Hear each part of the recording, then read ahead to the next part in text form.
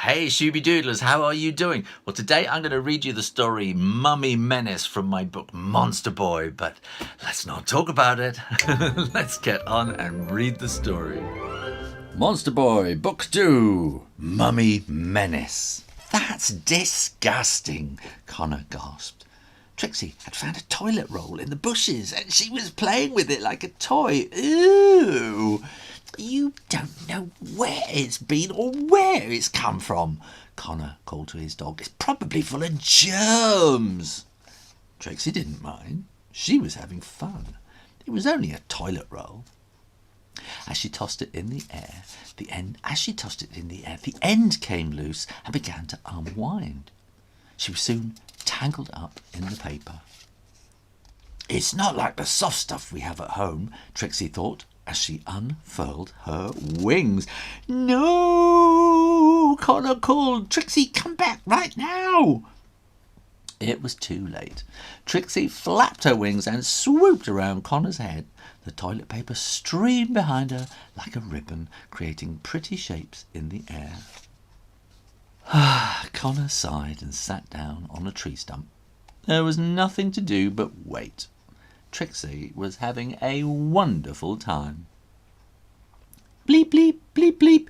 Connor's MyPod beeped in his pocket. It was a message from the Ministry of Monsters. Mission alert to Monster Boy, #1 agent. From Mission Control, Ministry of Monsters. Subject: someone or something has been taking all the paper from our public toilets. Suspicious activity has been reported near the loos at the Tinkle Falls Cafe. Please investigate immediately. Good luck, Ministry of Monsters. This message will erase in 15 seconds.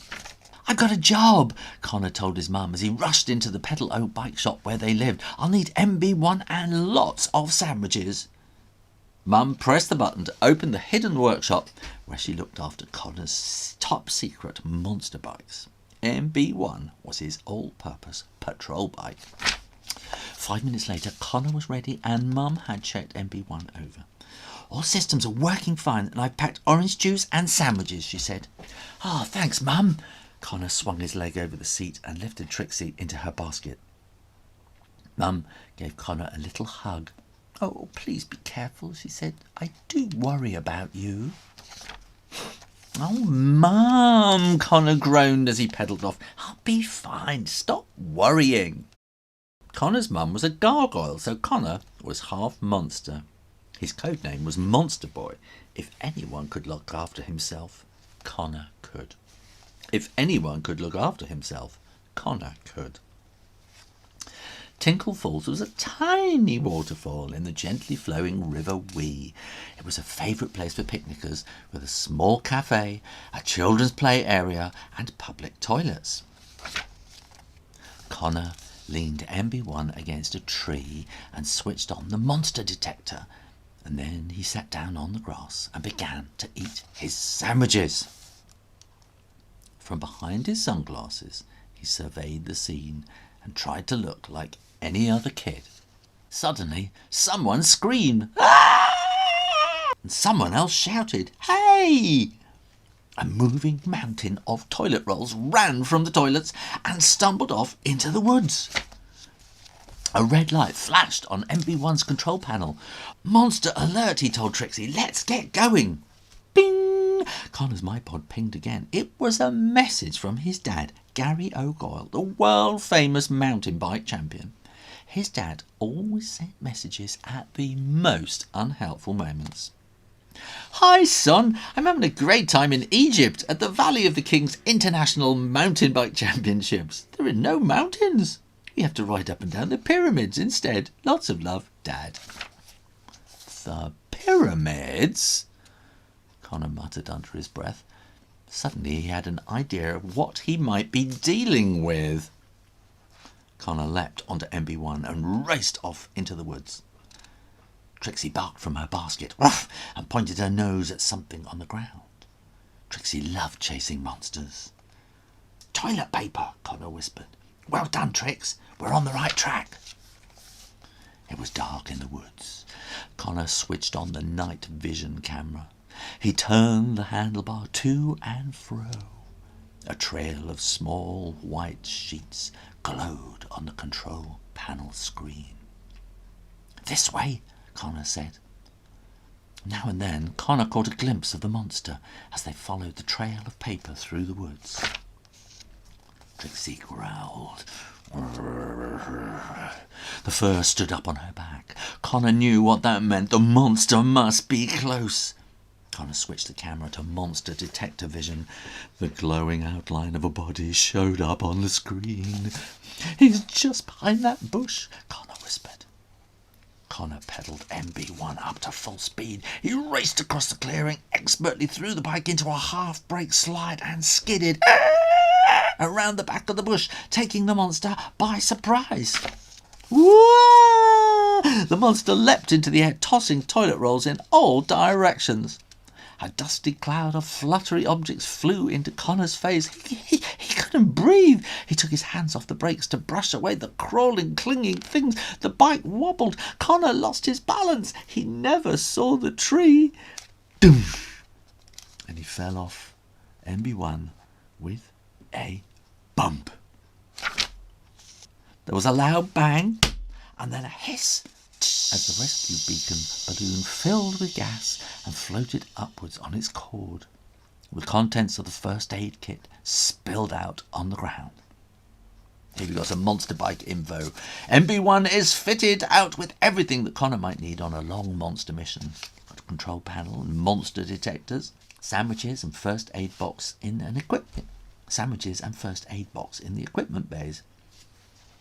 The ESP-XL monster detector screen can even identify monsters in the dark. MB1 boasts 9 plasma detectors, giving it a huge range of over 150 metres.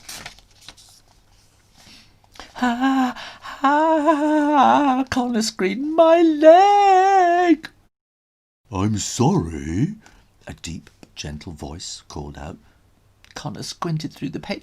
I knew it, he yelled. "You're a mummy! Why have you been stealing all the toilet paper?" "Moths," said the mummy. "Moths?" Connor squeaked. "They've been eating my bandages," the mummy explained.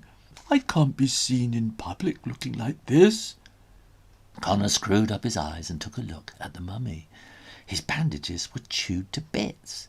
Maggots crawled among the tattered remains. The mummy was right. He looked terrible. "You frightened my moths," the mummy continued, "and that's why they flew in your face." Connor spat a moth from his mouth. But why did you steal the toilet paper?" he asked. It's all I could get to patch myself up," the mummy told him. "I've tried electrical tape, sellotape, even police crime scene tape. But the moths chew through everything. Oh, I wish I could get nice bandages like this." Connor realised that the mummy was gently strapping his leg with a bandage from the first aid kit. "You'll be okay," said the mummy, "but your leg might be sore for a while." In the distance, Connor heard the sound of an ambulance responding to his emergency beacon. He knew he would be safe now. Blee blah, blee blah, blee blah, blee blah. Here we have the MyPod Monster Identifier Program. Mummy.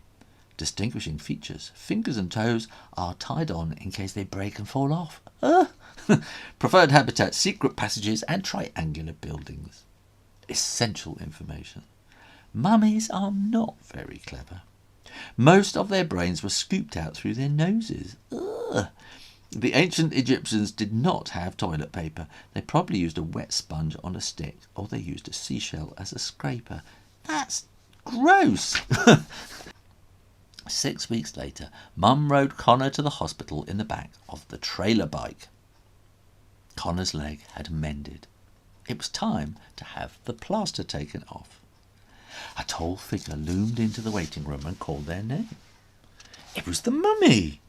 His bandages were clean and fresh and perfectly wrapped.